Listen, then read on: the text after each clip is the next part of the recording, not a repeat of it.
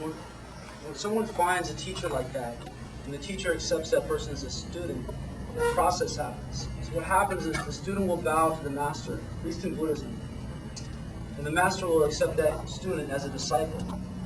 The master will make a vow to guide that student until that student reaches enlightenment. No matter how many lifetimes you are a mathematician, okay? And this lifetime, the more you reconnect to this past life, it make it much easier for you to learn science and math. You pick it up really fast, really easy. Be natural at it, okay? Same thing if you were a musician. Let's say that you were a musician in this life. That kind of talent would manifest very easily for you, okay? Let's say you were a monk in this life. Did a lot of good things, helped a lot of people, accumulated a lot of merit. That's like money in the bank. Good merit, make it good for you this time around. But let's say in this particular lifetime, you're a gangster. You killed a lot of people, caused a lot of misery, a lot of suffering. You owe a lot of karma in that lifetime. Well, you got to take the bad with the good. You have to reconnect with that lifetime. And you will be repaying all those people that you hurt this time around. So what happens is that this particular empowerment will reconnect you with those past previous 5 lifetimes, and you have to purify the karma not only of this life, but of 5 previous past lifetimes, 6 lifetimes total. You get all of that at once, okay? But when the master takes a new student, he'll also transmit a meditation or Dharma practices that are very, very powerful and effective at purifying karma. So he'll give you the tools that you need in order to clean that karma up. But it's not easy. It's not easy at all. And it's probably, I would say, the most difficult thing you could choose to do with your life. But it's also the most rewarding.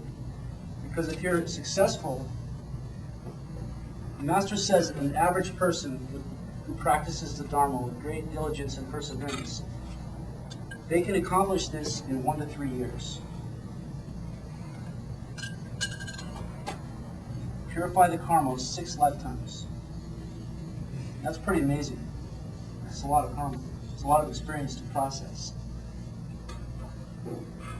When you accomplish that, you're a greater person. You have a greater destiny. The difference between the people in this world who do great things, accomplish great things, and all the other regular, normal people who do nothing, is that those people were probably, most of them, accomplished practitioners in one of the mystery schools from their past life. Okay?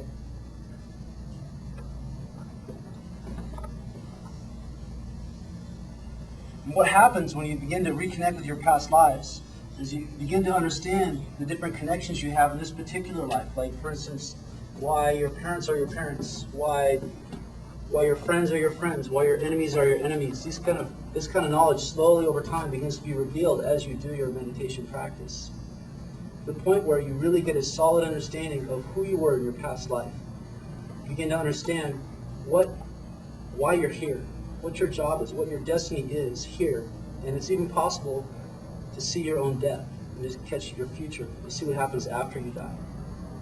Well, Master Yu, he says that any practitioner from any mystery school, it doesn't matter which one, it could be the Christian, Muslim, Taoist, Buddhist, Hindu, any mystery school, any practitioner should at least be able to know 3 things. Where you came from, what you're doing here, and where you're going. Okay? And this is the first level of awakening. There are many levels of enlightenment, but this is the first level that any practitioner should be able to attain to that kind of knowledge. And that's what it means to know yourself. About 3 years ago, there was a pandemic in Asia called SARS. You guys remember that? Well, when that particular disease started to spread, Master Yu decided to open up some of the core teachings of the esoteric school. This is really significant because for thousands of years, all these main core esoteric practices that were very, very powerful at purifying karma, they were not open to the general public. And the reason for this is because the master has to bear the burden of karma of the student. It's a huge responsibility for the teacher, and they don't do it for everyone. They only do it for the people who commit and become disciples. But Master says that in the future, humanity is going to face great tribulation, and that these teachings need to be opened up. And he has the authority to actually open these teachings up. So one of these teachings is called the Medicin Buddha Dharma. And this particular practice is one of the core main practices of the esoteric school. It's a very powerful tool for purifying karma. And if one were to learn and practice this, if you were to practice this Dharma every day, it's possible that you could purify the karma of 6 lifetimes within 1 to 3 years. Okay? This particular practice has a self-cultivation method that is very, very useful for purification of disease and protection from illness and disease, for healing, self-healing, attaining higher consciousness, higher awareness. There is actually a healing technique in here for people who like to do healing that is very powerful for healing people with terminal illness, people who are on death's door. There are food, water, and air purification techniques. This is a very special, very powerful practice, and it's a great gift that Master has given, that he's opened this up to the public. And the really great thing about it is that for somebody who wants to practice the Medicin Buddha, it's possible to get one of the core practices at the mystery school without taking the responsibility or making the commitment of becoming a disciple. So you get all the benefit of a practice like this without the commitment. It doesn't start that irreversible process of connecting to your past lives. You can practice it for a little while. If you like it, you can go deeper. If it's not your thing, no harm, no foul. You can quit.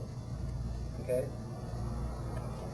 So there are some really great purification techniques in this Dharma, and I want to demonstrate one of them for you. Who here likes to drink wine? I need a couple of volunteers. Okay.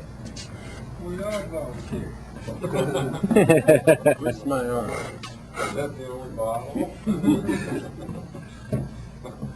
Here's some dome. Okay, come on. Anybody who wants to try this, come on up here. Buddy, stand up.